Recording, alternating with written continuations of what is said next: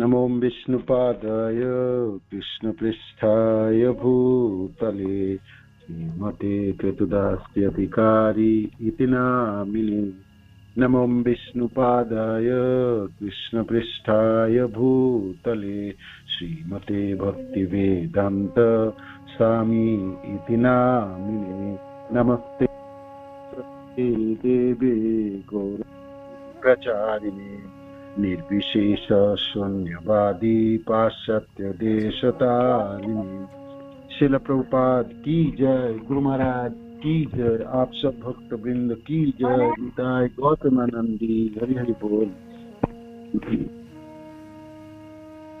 जय जय श्री चैतन्य जय नित्यानंद जय अद्वैत चंद्र जय गौर भक्त वृंद। जय जय श्री चैतन्य जय नित्यानंद जय अद्वैत चंद्र जय गौर भक्त वृंद। जय जय श्री चैतन्य जय नित्यानंद जय अद्वैत चंद्र जय गौर भक्त वृंद। श्री चैतन्य महाप्रभु की जय, श्री नित्यानंद गोसाई की जय, श्री अद्वैत ठाकुर की जय, श्री गदाधर पंडित की जय, शिवास आदि गौर भक्त वृंद की जय। निताय निताय निताय गौतमानंदी हरि हरि बोल। श्री चैतन्य चरितामृत श्रील कृष्णदास कविराज गोस्वामी की जय। श्री चैतन्य चरितामृत अंतलीला अध्याय 9 गोपीनाथ पटनायक के उद्धार श्लोक संख्या 129। रामानंद राय और उनके सारे पांच भाई और उनके पिताजी भवानंद राय सब आके महाप्रभु से मिले और इस तरह से बोलने लगे। इस तरह रामानंद राय उनके सारे भाई तथा उनके पिता श्री चैतन्य महाप्रभु से मिले। उनके पिता का नाम भवानंद राय। भवानंद राय की 5 पुत्र, उनमें से रामानंद राय भी है और गोपीनाथ पटनायक भी है। तो गोपीनाथ पटनायक के उद्धार की कथा हमने श्रवण की। तो भवानंद राय जी कहते हैं, श्लोक संख्या 130 यहाँ से शुरू है। तुम्हारा किंकर यही सब मोर कुल, ये विपदे राखी प्रभु पुन नीलामूल। तुम्हारा किंकर हे गौरहरि, हम तो आपके सेवक हैं और मेरी पूरी परिवार के सारे सदस्य आपके सनातन सेवक हैं। आपने हमें इस महान विपत्ति से बचाया है। गोपीनाथ पटनायक सूली में चढ़ा रहे थे, बचा दिए महाप्रभु ने, तो उन्हीं के आभार व्यक्त कर रहे भवानंद राय जी। आपने हमें इस महान विपत्ति से बचाया है, अतएव आपने हमें उचित मूल्य पर खरीद लिया है। अब जीवन बच गई तो भाई किसने जीवन बचाया, तो वो खरीद लिया है ना। तो भवानंद राय वही बात बता रहे। ये भी पदे राखी प्रभु पुनः नीलामूल, आपने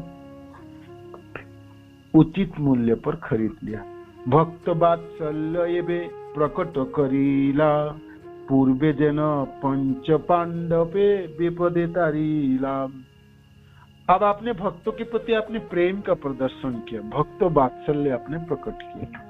जिस तरह है भगवान कृष्ण 5 पांडव को रक्षा करते थे और विपद से तारते ले, जहाँ तक बारणावती अग्निदाह हो या भाई कौरवों के साथ लड़ाई के सब सारथी बन के रक्षा करनी, या दुर्वासा ऋषि के अभिशाप से बचाने के लिए जब वनवास के लीलाओं के समय कृष्ण ने सहायता की। हर विपत्ति के समय पांडवों को भगवान ने उभार के ले गए, है ना। अनेकों उद्धार। भगवान कृष्ण की नहीं बचाते तो पांडवों के ऊपर क्या विपत्ति नहीं आया होगा, है ना। तो भवानंद राय वही कहते हैं, जैसे आपने 5 पांडव के परिवार जनों को आप हमेशा विपद से उद्धार करते थे, इस तरह से हमारी परिवार के प्रति आपकी कृपा है गौरहरि। नेतो धटी माथे गोपीनाथ चरणे पड़ीला, राजार कृपार वृत्तांत सकल कहिला। सिर पर रेशमी चादर लपटे गोपीनाथ पटनायक महाप्रभु की चरण कमल पर गिर पड़ा और राजा द्वारा आपने प्रति प्रदर्शित कृपा का विस्तार से वर्णन किया, है ना। नेत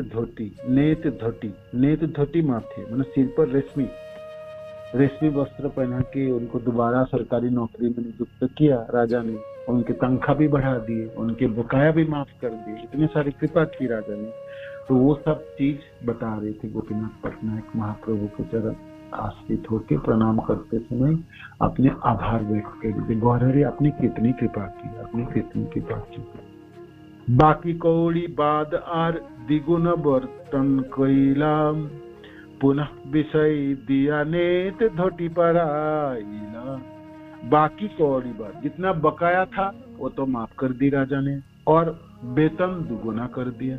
और फिर जिस पदों में मैं नियुक्त था उस पदों में नियुक्त कर दिया और रेशमी वस्त्र से संभाषित करके रेशमी वस्त्र प्रदान करके मेरे को उसी पद में नियुक्त कर दिया। कहाँ चांगेर ऊपर से मरण प्रमाद, कहाँ नेत धोटी पुनः ये सब प्रसाद। कहाँ मुझे तो सूली में चढ़ के प्राण गंवाना था, है ना, और कहाँ मेरे को रेशमी वस्त्रों से सम्मानित किया गया। यह सब आपकी कृपा से है गौरहरि, ये सब आपकी कृपा से संभव हुई। चांगेर ऊपर तुम्हार चरण ध्यान कइलु, चरण स्मरण प्रभावे यही फल पाइलु। गोपीनाथ पटनायक आप आखिरी बात करते, जब मैं को सूली में चढ़ाने के लिए हाथ बांध के आंखों में पट्टी बांध के मेरे को ऊपर चढ़ाया, ऊपर से फेंकेंगे ना सूली में चढ़ाने के लिए, उसमें क्या चांद के शब्द के अर्थ है आपको जो जिसको चढ़ाना है उसको पट्टी आंखें बांध देंगे, हाथ बांध देंगे, उसको चला के ले जाएंगे सही में, और ऊपर है ना ऊपर चढ़ाएंगे, ऊंची जगह में चढ़ा देंगे, है ना। तो चढ़ा दिया था उसको और फेंकने, और नीचे तरवाल बिछा देंगे, तरवाल को खड़ी करके बिछाएंगे जिससे उसको न ऊपर, जैसे जब उसको गिराएंगे तो पूरा वो तरवाल में बिल्कुल गिरे और उनके शरीर छन्ना हो जाए। इसको सूली पे चांद में चढ़ाने की बात करता है। कहता मेरे को जब आंखों में पट्टी बांध के ऊपर चढ़ाया ना, फेंकने ही वाला था, तब मैंने आपकी चरणों की ध्यान की, है ना। गोपीनाथ पटनायक कहते चांगेर ऊपरे तुम्हार चरण ध्यान कइलु, चरण स्मरण प्रभावे यही फल पाइलु। और उस समय शरण शक्ति जब आपका चरणों की ध्यान की तो मैं कर पाया, तो देखो उसकी प्रभाव देखो, मैं बच भी गई, नौकरी भी दुगुन तनख्वाह हो गई, बकाया भी माफ हो गया, और फिर मेरा नियुक्ति हो गई। ये सब आपकी कृपा से प्राप्त है। ये बड़ी सुंदर बात है। हम सब लोग साधक जन, हमारी भी एक दिन सूली पे चढ़ने की आई बात है, तो वो है मृत्यु के दिन, शरीर छोड़ने के समय। उस समय हमने चरण ध्यान कर पाए गौरहरि के, भगवान कृष्ण के, तो सचमुच हम बचा लिया जाएगा, बच जाए, निकल जाए, बद्धावस्था उसे क्रॉस कर दे। चांद चढ़ने का अर्थ क्या, पुनराय वृद्धावस्था को प्राप्ति कर ली, तो फिर हमने मार दिया ना अपने आप को। तो कैसे भी करके भगवान के चरणों को ध्यान कर पाए, जेनो तेनो प्रकार कृष्ण मनो निवेश, जैसे तैसे भी करके मन कृष्ण में लगता है, चरणों में याद कर पाए। अंत नारायण, अंत के स्थिति में मन ही तो आप कृष्ण, आप हो, आप हो, नहीं तो सम एव ही केवल, नहीं तो सब बेकार। पूरा जीवन तो किया और जब मेरे को करना था तब नहीं कर पाए। हाँ, गुरुदेव बड़े सुंदर वर्णन करते हैं कि पूरे जीवन हम करें तो अंत समय में हमने ना भी स्मरण कर पाए। कृष्ण दयालु है, निष्ठुर नहीं है, वो याद रखेगा, बिल्कुल याद। किंतु करनी पड़ेगी, करने के लिए प्रयास करने पड़ेगी। समस्या ये होगी, सपोज चरणों की याद नहीं कर पाएंगे तो हमने और कुछ याद कर, खाली नहीं रहेंगे ना। मनो की अद्भुत गति होती है। मन आप देखें, कितने भी बीमार भी रहे हम और एकदम जकड़ा भी रहे, तभी मन तो चलता ही रहता है ना। मन बिल्कुल चलता है, बिल्कुल चलता है ना, चलती है। अंतर मनों की वृत्ति को रोक पाना बड़ी मुश्किल है। कोविड के समय जब बीमार थे, मेरे को याद है, एक्सपीरियंस था, मैंने सोचा था कि टीवी खोलूंगा तो थोड़ा बहुत दर्शन कर पाऊंगा भगवान को, और आरती कर रहे तो देख पाऊंगा, तो इस तरह से खोलता तो था।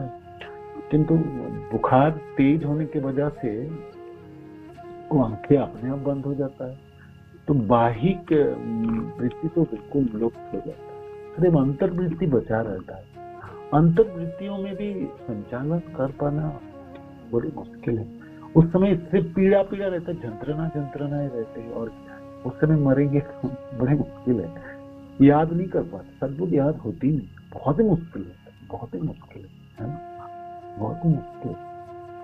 कितनी ज्यादा आसक्ति होने से और कितनी अधिक मात्राओं में भावना होने से पीड़ा, जब जंत्रणा होगी शरीर में ना, तब हम उसको कर पाए।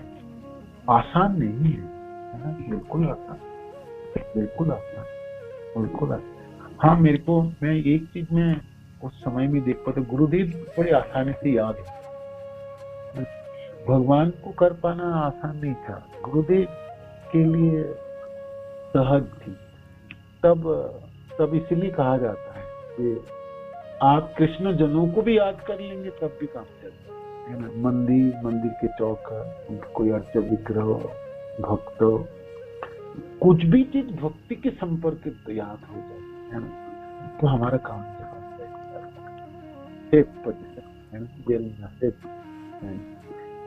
कृष्ण याद, स्मर्तव्य सततम विष्णु विस्मर्तव्य न जाते, सर्व विधि विषेद एव किंकर। बहुत ज्यादा चालाकी करके क्या आना, हे कृष्ण कर पाऊंगा आपके चरणों में मन लगते, मरने से पहले ना काम करते, ये हो जाए,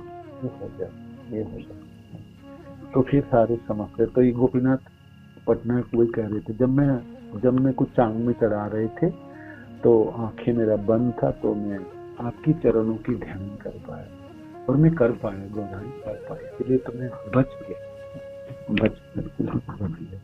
लोके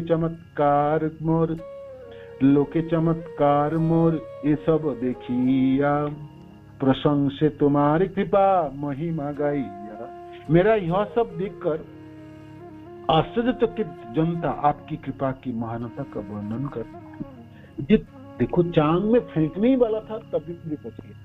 तो महाप्रभु की अद्भुत कृपा है इन परिवार के सदस्यों के है, और महाप्रभु की आपकी महिमा की गुणगान किन सारे लोगों। किंतु तुम्हार स्मरणेर नहीं ए मुख्य फलाभास ए जाते विषय चंचल। किंतु आपकी चरणों के स्मरण की मुख्य फल नहीं है, ये तो फलाभास है, ये तो आभास नहीं, मैंने इनकी गौण फलों से मैं तो विषय मिल गई, जाते विषय चंचल है ना, विषय चंचल।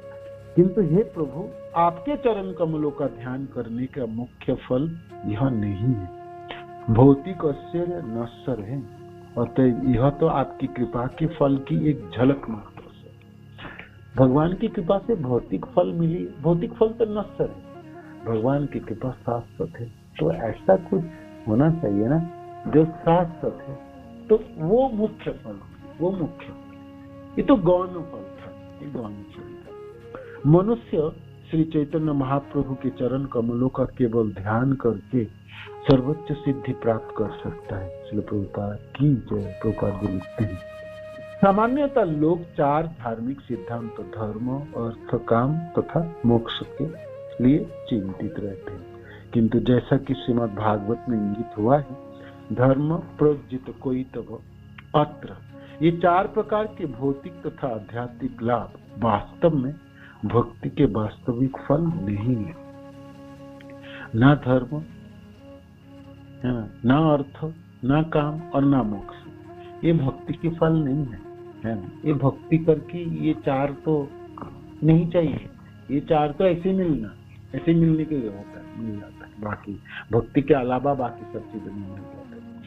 तो भक्ति के वास्तविक फल ये चार नहीं है। भक्ति का वास्तविक फल तो प्रत्येक दशा में कृष्ण के प्रति सुप्त प्रेम का विकास, प्रेम जगाने,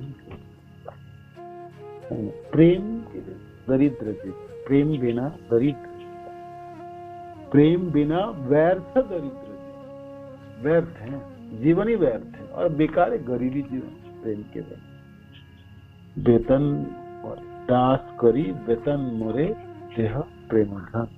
हे कृष्ण, मैं आपके सेवक हूँ, नित्य सेवक हूँ मैं आपकी, आप नित्य सेव्य हैं, है ना। मैं आपका हूँ और आप मेरे हैं। सुबह हम क्या पढ़ रहे थे, क्या लाइन गा रहे थे, भक्तिविनोद ठाकुर, तुम ही अमार आमी तो तुम्हारा, है ना। मैं आपका हूँ और आप मेरे हैं, है ना।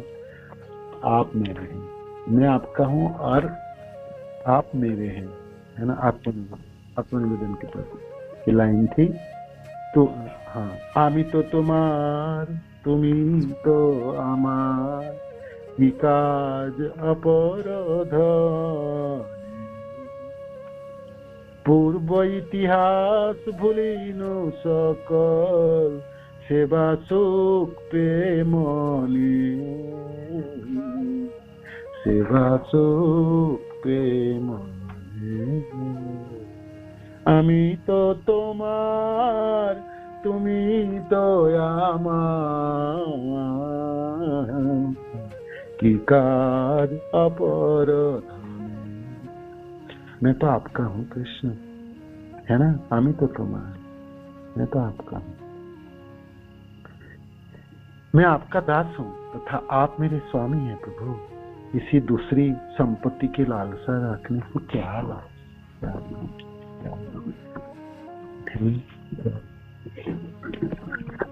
भक्ति का वास्तविक फल तो प्रत्येक दशा में कृष्ण के प्रति सुप्त विकास। श्री चैतन्य महाप्रभु की कृपा से गोपीनाथ पटनायक यह समझ सका कि उसे जो भौतिक लाभ हुआ था वह महाप्रभु के चरण कमलों का ध्यान करने का आखिरी फल नहीं था। वास्तविक फल तो तब मिलता है जब मनुष्य भौतिक ऐश्वर्य से विरक्त हो जाता है। इसलिए गोपीनाथ पटनायक ने ऐसी विरक्ति के लिए महाप्रभु से विनती की, है ना। भौतिक लाभ क्या लाभ, क्या तो नश्वर है, शरीर के साथ ही जब नष्ट हो जाए, ये शरीर धरने से पहले ही नष्ट हो जाता है और जो थोड़ा बचा रहता है तो शरीर के साथ पूरा नष्ट।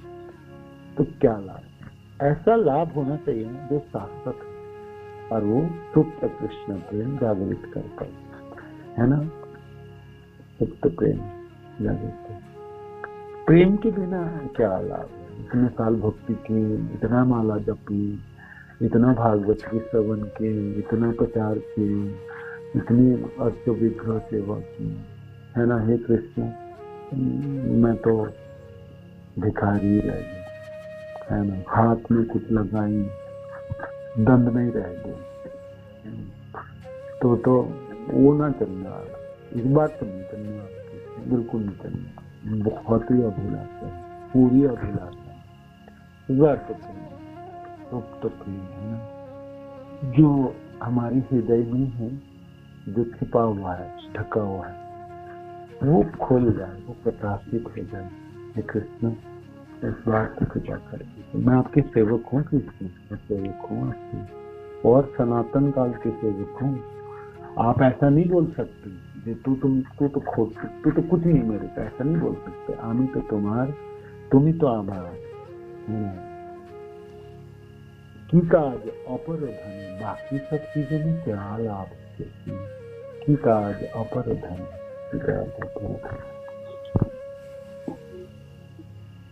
राम राय बानी नाथे कईला निर्विषय, सही कृपा मोते नहीं जाइते गौर हरि, आपने रामानंद राय और बानीनाथ को तो आपने निर्विषय कर दिया। रामानंद राय गवर्नर थे राजा मंदिर के, दक्षिण भारत के, महाप्रभु कहते हैं मैं दक्षिण भारत की यात्रा में हूँ, आप जब मैं दक्षिण भारत की यात्रा समाप्त करके जगन्नाथपुरी पहुंचूंगा तो आप भी अपनी जगन्नाथपुरी आ जाना। हमने बहुत प्रेम से कृष्ण कथा कहेंगे और खूब आनंद से जगन्नाथपुरी में विराजमान रहेंगे। रामानंद राय नौकरी छोड़ दी, गवर्नर पद मैंने राजा की तरह है, राजपद ही है, छोड़ के प्रताप रुद्र के पास रेजिग्नेशन ले दिए थे। हालांकि प्रताप रुद्र जी ने उनको रखते थे, तनख्वाह तो वेतन तो देते थे जो आपको काम कुछ नहीं करना, आप महाप्रभु के साथ हो, किंतु आप को सैलरी में देते रहूंगा, मेरी निवेदन स्वीकार करो। तो जो भी हो, रामानंद राय तो राजपद छोड़ दी, बानीनाथ उनके भाई वो भी विषय छोड़ दी। तो गोपीनाथ पटनायक कहते ये सब लोग विषय छोड़ पाए, आपने कृपा की तो सब लोग विषय छोड़ पाए। तो मेरे प्रति क्यों नहीं किया गौर हरे, मेरे को फिर विषय दे दिया आपने, फिर मैंने उसी पद से नियुक्त कर दिया, तनख्वाह आपने दुगुना करा दी, तो मेरा बकाया सारे माफ करा दे। तो आपने तो कृपा नहीं किया ना मेरे ऊपर, मोरे सही कृपा मोते नहीं जाइते इच्छा, कहा आपने ऐसे तो कृपा नहीं की जैसे मैं रामानंद राय की तरह और या बानीनाथ की तरह मैं विषय छोड़ पाऊं। शुद्ध कृपा करो गोसाई घुचाओ विषय, निर्विन्न हुई मते विषय न होई। हे गोसाई, हे गौर हरि, आप मुझ पर शुद्ध कृपा करें जिससे मैं भी विरक्त बन सकूं, है ना, विरक्त बन सकूं। आप कृपा करो गौर हरि, कृपा करो। निर्विन्न शब्द है, निर्विन्न अनासक्त हो पाऊं, निर्विन्न होइनु मोते विषय न हो, जैसे मैं अनासक्त हो जाए, है ना, वैराग्य उत्पन्न, आपने फिर दोबारा विषय दे दी मेरे, है ना। आप शुद्ध कृपा करो, आपने पूरी कृपा नहीं कर रहे हैं, शुद्ध कृपा हमसे। तो हम सब लोग बड़े दुखी होते, धन चली जाए तो दुखी होते। देखो कृष्ण धन छीन लिया, जरूर कोई पाप किया होगा ना, बदमाशी किया होगा, इसलिए तो धन चली गई, बड़ी उड़ रही है ना, हम लोगों को कोसते हुए सुनते। तो धन चला जाना भी कृष्ण की कृपा ही है, नहीं? देखो गोपीनाथ पटनायक कैसे करके गिड़गिड़ा रहे हैं, वर्णन कर। ऐसे तो भगवान कृष्ण धन नहीं लेते, भिखारी नहीं बनाते। भगवान कृष्ण के भक्ति के रास्ते पे चलने वाले सब मालामाल रहता है। बिल्कुल एक भी व्यक्ति को आपने देखा जो भिखारी है? कोई भिखारी नहीं। हाँ, वो चीज छीने कृष्ण जैसे वो भक्ति कर पाए, भक्ति के रास्ते चल पाए। ना छीने होते तो भक्ति नहीं कर पाएगा बेचारा। तो इसलिए तो कृष्ण को जबरदस्ती छीनना पड़े, इसलिए छीन लेना तो अच्छा है ना। तो आप हमारी जीवन में ना कृष्ण की इच्छाओं में इच्छा मिला देनी चाहिए, बस फिर तो कमाल की शांति, अद्भुत शांति। हे कृष्ण, आप जानो आपका काम, बस मैं तो आपकी चरण आश्रित। मेरे गुरुदेव की कृपा से इस जीवन में मेरे में ये भावना उत्पन्न हो, जो आप चाहो वो बलवान हो और वही होगी, मेरा चाहत खोटा है, बस ये ना होगी। और आप करो ही मत कृष्ण, उसको पूरा मत करना मत उनको पूरा, है ना। भौतिक तो कोई चाहत पूरा मत करना, और जो भी मैं कुछ चाहता हूँ ना, उसमें भी आप हाथ डाल दो और आपको सुधार करके, उनको फिल्टर करके आप जो चाहो वो करो। और कृष्ण ऐसा ही करते हैं, हर भक्तों के जीवन में वो हाथ डालते हैं, बिल्कुल पर्सनल, व्यक्तिगत रूप में उनको संभालते हैं। हमारी भरोसा कम है ना, हम देख नहीं पाते तो हम फिर मिला उठते। कृष्ण निष्ठुर क्यों हो गई आप? भगवान कृष्ण कभी भी नहीं, वो हो भी नहीं सकते, वो हो ही नहीं सकते, चाहे भी ना नहीं हो सकते। तो फिर जब दुख के दिनों में जब हम बिल्कुल तिलमिला उठते, तब तो बोलने का मन करता है कृष्ण इतना निष्ठुर क्यों है ना। तभी भी हम सोचेंगे ना, कृष्ण ने तो कुछ व्यवस्था की है, इसके पीछे कारण होगी, बिल्कुल कारण होगी। आप कोविड के समय मेरे को बड़ी याद है, ऐसे तो मैं इच्छा नहीं कर रहा था जब मैं आज जीवित रहूं या मर जाऊं, किंतु मेरे को बहुत इच्छा जी गुरुदेव की सेवा थोड़ा सा कर पाऊं, ये मेरी इच्छा हमेशा रहता है। और मैं ये भी इच्छा नहीं कर रहा था मैं चल पड़ू तो चल पड़ू, रह जाओ तो रह जाओ, ऐसा भावना आई भी नहीं। मैं सिर्फ ये इच्छा करती थी कृष्ण थोड़ी सी मैं जप कर पाऊँ, देख पाऊँ आपको। बेशक मरने को डर नहीं था, मरने को बिल्कुल डर नहीं था और पता भी नहीं था डर नहीं था। तो ये भावना थी। तो ये भी नहीं था कि भाई सब चारों एक साथ शरीर छोड़ देंगे तो फिर क्या होगा, इतना भी डर नहीं था, कुछ भी नहीं था। हाँ, सिर्फ महाराज को याद कर रहा था, जी अच्छा लग रहा था, महाराज को देख पा रहा हूँ, चले जा रहे हैं, रक्षा कर ही रहे थे, गुरुदेव ही रक्षा कर रहे थे। तो उस समय में मन में मेरे को नहीं आया जे नहीं होगी, मेरे मन में ऐसे ही था कि कृष्ण में याद कर पाऊँ, जब कर पाऊँ, आप उतनी कृपा करते। मैं जबते जबते एक्चुअली मैं मर जा रहा हूँ, मर रहा हूँ ऐसा भावना हुई नहीं, मैं सोचा जब क्यों नहीं कर पा, मैं जपने के लिए मैं कोशिश करता हूँ, सो जाता हूँ। फिर सुबह जपना शुरू किया, संध्या हो जाता, संध्या जपना शुरू कर, दूसरे दिन सुबह आ जाता। मैंने सोचा ये तो बहुत बात है, तो हो ही नहीं पा रहा, क्या करूँ। तब मैंने गुरुदेव के पास, मुझे गुरुदेव जब भी नहीं हो रहा मेरा, मैं क्या करूँ, है ना, क्योंकि मैं मरने वाला हूँ ये नहीं याद आ रहा। मैंने सोचा मैं मरूंगा ही नहीं, मरने के लिए याद होगा तो हो सकता मरने वाला। तो फिर गुरुदेव को मैंने देख पाया तो मैंने सोचा अब तो मरने वाला नहीं, मतलब बचाने वाला है ना। गुरुदेव को देख लिया तो फिर तो 100% जी जाऊंगा। ऐसे मेरे को डर नहीं था, और हम किसी के चारों में से किसी को नहीं डर था। तो हमने सोचा एक दूसरे को हेल्प कर रहे थे, कोई किसी को पानी पिलाने के, कोई किसी को मेरे बॉस और मेरे बॉस के वाइफ दोनों कंटिन्यूस लगे थे, उसका जगा रहे थे, दवाई खाओ ये करो। बाकी भक्त लोगों ने भी सेवा करके दरवाजे के सामने छोड़ के जा रहे थे। तो विषम परिस्थिति थी, किंतु डर नहीं था कि मैं मर जाऊंगा, और हाँ किंतु ये था कि मैं जब क्यों नहीं कर पा रहा हूँ, वो मेरे को थोड़ी ग्लानि है ना, ग्लानि था। तो हम सबों को भी भौतिक चीज क्या, शरीर तो ढलेगा, जाएगा, जाने दो। हे कृष्ण, आप ठीक समय लेना जानते हो, मैंने आपकी ना एकदम परफेक्ट उनकी कॉम्बिनेशन। कृष्ण गलती कर ही नहीं सकते, वो चाहे भी गलती नहीं, इसलिए मारते समय कृष्ण बिल्कुल ठीक समय में मार गिराएंगे, एकदम परफेक्ट टाइम में गिराएंगे। और उस समय मेरा बहुत जरूरत है, मार गिराना ही चाहिए, नहीं तो आगे की रास्ता तय करानी पड़ेगी। इसलिए हमने हमेशा कृष्ण के ऊपर भरोसा रखा, आप जो करोगे ना एकदम परफेक्ट करोगे, मैं आप गलती कर ही नहीं सकते हो कृष्ण, इतनी भरोसा हो जाए, हे कृष्ण इतनी भरोसा हो जाए, आप में अटूट विश्वास है, अटूट विश्वास।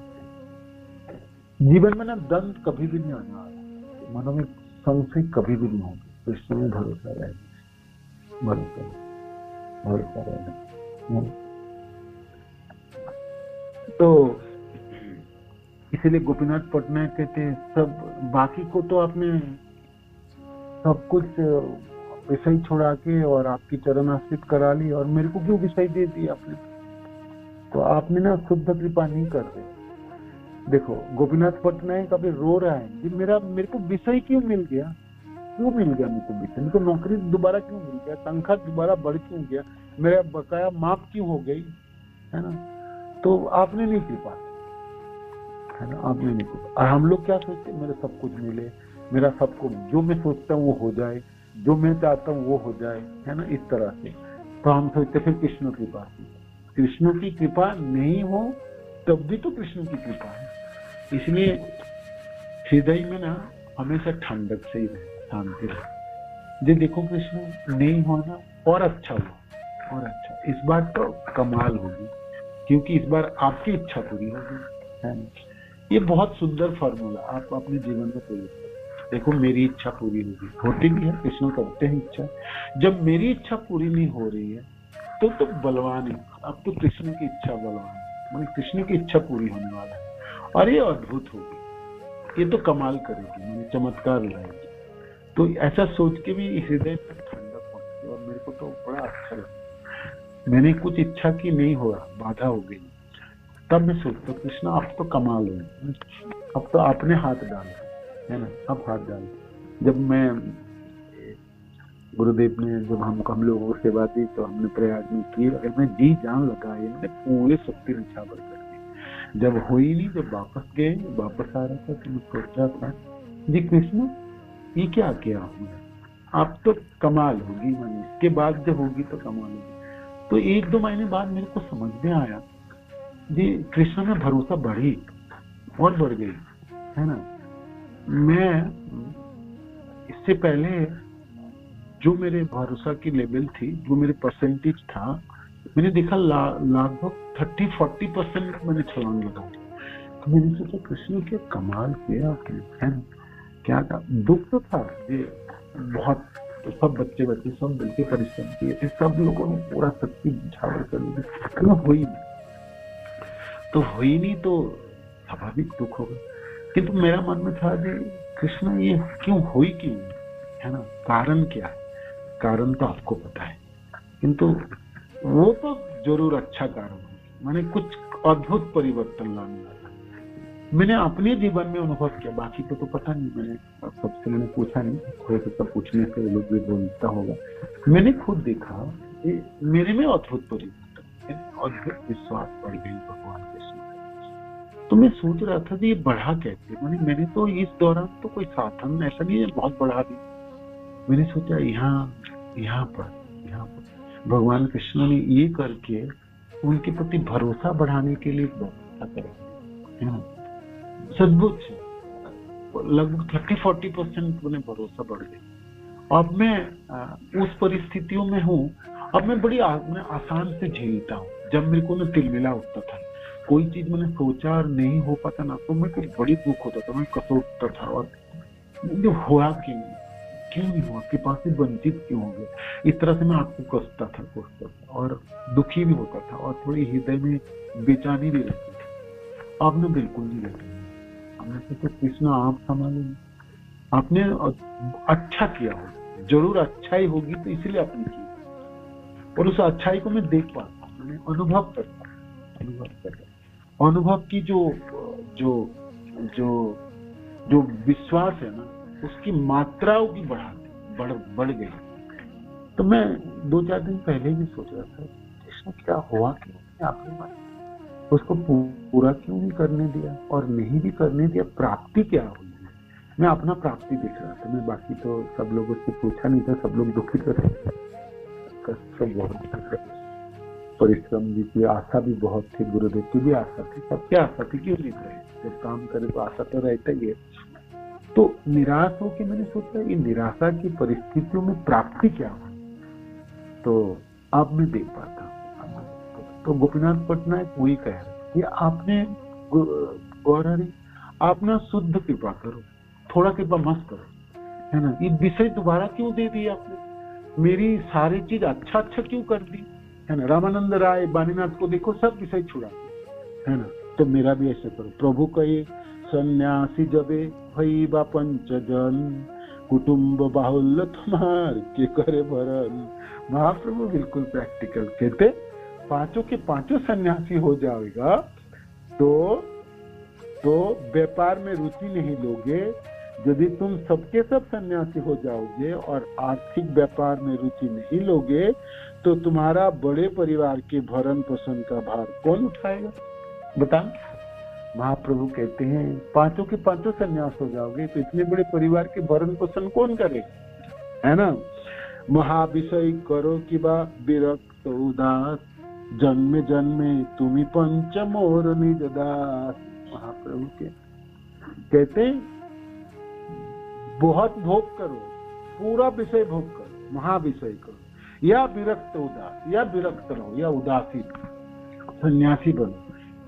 जन्म जन्मे तुम्ही पंच मोर निज दास, जन्म जन्म में तो आप 5 लोग तो मेरी दास हो, 5 पांडवों की तरह। पंचजन 5 भाई, 5 मेरा दास है, जन्म जन्म से दास, पिछले भी जन्म में दास है, अभी भी दास।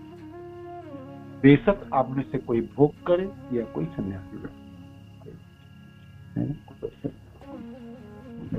भगवान कितना ध्यान रखते हैं, परिवार के सबको सन्यासी नहीं बनाए, एक को गृहस्थ बना देंगे, एक को, तो बाकी लोग को भरण पोषण कैसे होगा। इसलिए हम सब लोगों को जब भी कोई भी कर्तव्य मिलता है आपको निभाना चाहिए बस। अरे भाई कृष्ण के लिए निभा देता। हम सुबह की क्लास में पढ़ रहे थे सर्वमंगल जी, हे कृष्ण इस घर की चौकीदार हूं मैं, ये घर आपकी है, ये घर के परिवारजन आपके हैं, उन लोगों की सेवा, मैं सेवक हूँ आपकी सेवक हूँ, तो आपके परिवार है, आपके जन है, तो उनका सेवा भी मेरा अधिकार, तो उनका भी मैं सेवक हूँ, तो मैं तो सेवा कर सकता हूँ उनकी, मैं तो चौकीदार हूँ। आप करा लो कृष्ण, जैसे करा लो, आप अच्छे से करा लो तो अच्छे, आप बुरा करा लो, जो कराना आप कराओ, आपकी दाई है, मेरी दाई है। तो इस तरह से महाप्रभु चाहिए है ना। यहाँ पर श्रील प्रभुपाद तात्पर्य लिखते हैं, श्रील भक्ति सिद्धांत सरस्वती ठाकुर की टीका है कि मनुष्य को सदैव स्मरण रखना चाहिए कि वह कृष्ण का सनातन सेवक है। हमेशा याद रखना, यही कृष्ण में सनातन सेवक हूँ, मेरी पीड़ा कम हो वो कर दो ना व्यवस्था, मैं सेवक हूँ, मैं सेवा ही जानता हूँ, मैं तो प्रभु को भी बनने वाला नहीं, ना मैं भरता हूँ ना मैं करता हूँ, मैं तो एक सेवक हूँ, है ना। और मैं आपकी सनातन सेवक हूँ, मैं हमेशा सेवक ही रहूंगा, सनातन काल तक सेवक ही। तो भक्ति सिद्धांत ठाकुर कहते हैं मनुष्य को हमेशा याद रखना चाहिए हम सनातन सेवक हैं, चाहे वो धनादि भौतिक कार्यकलाप में व्यस्त रहे या संन्यास बन जाए, उसे सदैव यह स्मरण रखना चाहिए कि वह ईश्वर का सनातन सेवक है। धनाढ्य व्यक्ति बन जाए या गरीब रहे या जो भी कुछ है, सेवक तो मैं हूँ, बस हमेशा याद रखना, क्योंकि जीव का वास्तविक पद यही है। संन्यास ग्रहण करना और आर्थिक व्यापार में लगना दोनों ही बाह्य बात, दोनों बाह्य, संन्यास हो या व्यापार में रहो, गृहस्थ में रहो या ब्रह्मचारी, दोनों बाह्य वृत्ति है। असली वृत्ति तो हे कृष्ण आपकी में सनातन सेवा है, सेवा ही सही। संन्यास हो के सेवा नहीं कर पाऊं तो वे संन्यास बेकार, गृहस्थ हो के सेवा नहीं कर पाऊं तो गृहस्थ भी बेकार है, और गृहस्थ हो के सेवा कर पाऊं तो ठीक है, ब्रह्मचारी हो के सेवा कर पाओ तो ठीक है, बिल्कुल ठीक है, बिल्कुल ठीक है। सेवा मुझे, और मैं सनातन सेवक हूँ कृष्ण, मेरा यही धर्म है। बाकी जो भी आश्रम में रहूं और जो भी वर्ण में, 4 वर्ण 4 आश्रम में, और आपकी सेवा ही नहीं कर पाऊं तो बेकार है वो वर्ण और वो आश्रम। क्या करना आश्रम लेके और वर्ण लेके, ना ब्राह्मण क्षत्रिय वैश्य शूद्र क्या लाभ, और ना भाई ब्रह्मचारी गृहस्थ वानप्रस्थ और संन्यास, ये 4 आश्रम के काम की सेवा सीधी बात है। संन्यास ग्रहण करना और आर्थिक व्यापार में लगा दोनों, कुछ भी हो मनुष्य को सदैव विचार करना चाहिए कि वह किस तरह कृष्ण को प्रसन्न तथा तुष्ट रखे। सीधी बात है, कृष्ण को कैसे संतुष्ट, कृष्ण की संतुष्टि माने कृष्ण जनों की संतुष्टि, कृष्ण जनों में गुरुदेव संतुष्ट, एक फार्मूला हमने अप्लाई करते हैं। हम बड़े दुखी थे और बिल्कुल अब तो हम लोग बिल्कुल वो सब है, बिल्कुल माने जंग के मैदान के फ्रंट लाइन में प्रचार करना और भी प्रोजेक्ट में, तो बिल्कुल फ्रंट लाइन में, माने गोली सीधा सीधा लगने वाली सामने कुछ नहीं। तो हम सब प्रचार एक ही फार्मूला यूज, गुरुदेव की संतोष, बोल दे घुस जाओ तो घुस जाओ, कह दे पीछे हट जाओ पीछे हट जाओ, हमको कोई अपना कोई वो नहीं, अपनी कोई भावना ही नहीं रखना। गुरुदेव की प्रसन्नता हमारी प्रसन्नता, सीधी बात है। ये फार्मूला अप्लाई करेंगे तो नहीं तो गोली लग जाएंगे, बिल्कुल माने गोली लगने की पूरी संभावना, फ्रंट लाइन है। प्रोजेक्ट में काम, इस्कॉन के मंदिरों की सेवा, एकदम प्रचार एकदम फ्रंट लाइन है। उन्हें जंग की सामने वाली मैदान है, सामने आगे पीछे हर तरफ शत्रु है, आपको कहीं से भी गोली लग सकती है, बचाने वाला एक ही वो प्रसन्न है। गोली भी लग जाए, मैं मर भी जाऊं तो गुरुदेव मेरी प्रसन्न है, बिल्कुल ठीक, एकदम फर्स्ट क्लास है। इसलिए ये फॉर्मूला यूज कर, कृष्ण जन्म की प्रसन्नता है ना, कृष्ण जन्म गुरुदेव, प्रथम साधन आता है, भक्त तुम्हें प्रसन्न है, भक्त है ना। तो शिल भक्ति सिद्धांत सरस्वती ठाकुर यही कहते हैं, कुछ भी हो मनुष्य को सदैव विचार करना चाहिए कि वह किस तरह कृष्ण को प्रसन्न तथा तुष्ट रखे। इस तरह बड़े बड़े भौतिक कार्यों में लगे रहकर भी वह लिप्त नहीं होगा। बड़ा कार्य करे तो अहंकार उत्पन्न होने की पूरा संभावना है, किंतु मनोमय भावना है तो सेवा है, सेवा करनी मेरे गुरुदेव की संतुष्टि, बस सेवा की सेवा है, वो संतुष्टि है तो कहेंगे हट जाओ, हट गए, फ्रैक्शन ऑफ ए सेकंड नहीं लगना, मन में कोई प्रश्न नहीं, यहाँ से get out from this place, get out, है ना। बोले गुरुदेव हमने बिल्कुल गेट आउट, एकदम समझ लो हमने क्या किया, नहीं कहा 2 महीने हमने जाल नकार दिया, हमने तो पूरे सामर्थ्य हमने पैसा दे दिया, सब कुछ कर लिया, हमने कहा एक मिनट, गुरुदेव ने जब बोले थे तब पूरे शक्ति के साथ नीचा भरोगे, जब फिर पीछे हट जाओ तो पीछे हट, इसमें और बहुत प्रसन्नता है, हृदय हमेशा भरा देते हैं, कभी कोई प्रश्न चिन्ह ही नहीं आता, प्रश्न खड़े ही नहीं होता है, न संशय आता ही नहीं, आता ही नहीं। भक्ति सिद्धांत सरस्वती ठाकुर उसी चीजों को यहाँ पर दोहरा रहे हैं। ये बिल्कुल ट्रस्टेड फॉर्मूला है, एकदम परफेक्ट फॉर्मूला है, परफेक्ट फॉर्मूला, इसमें फेल होने की कोई गुंजाइश नहीं होगी, नहीं, साधक कभी फेल हो ही नहीं सकता, बिल्कुल नहीं हो सकते, बिल्कुल नहीं। इस तरह बड़े बड़े भौतिक कार्यों में लगे रहकर भी वह लिप्त नहीं हो। ज्यों वह भूल जाता है कि वह कृष्ण का नित्य दास है, त्यों वह भौतिक आसक्तियों में लग जाता है, तब भौतिक आसक्ति में फंस फिर तो दंड में आ जाएंगे। किंतु यदि वह सचेष्ट रहे कि कृष्ण परम स्वामी है और वह कृष्ण के सनातन सेवक है, तो वह हर स्थिति में मुक्त हो, मैं तो सेवक हूँ, सेवा करा लो, यहाँ पर सेवा नहीं कराए तो आपको पसंद नहीं है तो दूसरी जगह करा लो, किंतु कहीं भी रहूंगा सेवा तो करूंगा, सेवा तो ना छोड़ूंगा, है ना। अब आप क्या करना चाहते हो, कहाँ कराना सर, आप नरक में सेवा कराओगी, स्वर्ग में कराओगी या गोलोक में, जहाँ करना है ना, जो करना करो कृष्ण, जो करना आपके पूरा अधिकार, मेरे ऊपर आपका पूरा अधिकार, गुरुदेव आपकी पूरा अधिकार, जहाँ कराना चाहते है ना। भौतिक कार्यकलाप में लिप्त होना उसे प्रभावित नहीं करे, नहीं करे, नहीं करे, यहाँ प्रभावित हो ही नहीं सकता, है ना। कवरिंग हो गई, कवरिंग हो गई, दंड होगी, मन में प्रश्न चिन्ह होगी, बिल्कुल नहीं, बिल्कुल नहीं। भक्ति सिद्धांत सरस्वती ठाकुर की बहुत सुंदर तात्पर्य है। किंतु मोर करियो एक आज्ञा पालन, चैतन्य महाप्रभु कहते व्यय न करियो किछु राजार मूल धन।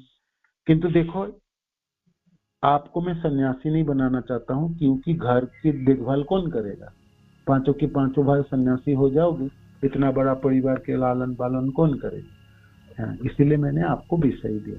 किंतु एक इच्छा मेरा है वो पूरा करना, आज्ञा पालन करो। व्यय न करियो किछु राजार मूल धन, राजा के लगान राजस्व से कुछ भी मत खर्चा करो, जो भी आप राजस्व आप आदा करोगे, इकट्ठा करोगे, वो कोषागार में जमा करो, इसमें से अपने लिए मत खर्चा करो, है ना, खर्चा करो। जब व्यक्ति कृष्ण के नित्य दास के रूप में अपने पद को भूल जाता है, तब वह अनेक पाप कर्म करता है, किंतु जो नित्य दास के पद पर स्थित रहता है वह नैतिकता, धर्म तथा सच्चरित्रता के मार्ग से विचलित नहीं होता। संप्रति विश्व भर के लोग, विशेषतः भारत के लोग, पूर्ण पुरुषोत्तम भगवान के साथ तथा उनके नित्य सेवकों के साथ अपने संबंधों को भूल चुके हैं। इसलिए नैतिकता, धर्म तथा सच्चरित्रता के सिद्धांतों का लोप हो चुका है। यह स्थिति मानव समाज के लिए अत्यंत अलाभकारी, घातक है। इसलिए हर व्यक्ति को कृष्ण भावना अपनाकर श्री चैतन्य महाप्रभु के सिद्धांतों का पालन करना चाहिए,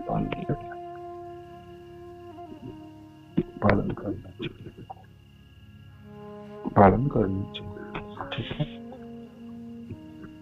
রাজার মূল ধন দিয়া যে কিছু লভ্য হয় সেই ধন करी हो नाना धर्मी करनी मात्र आगे भी पता निकाल पड़ेगा। ठीक है। श्रील प्रभुपाद की जय, गुरु महाराज की जय, आप सब भक्तजनों की जय। गीता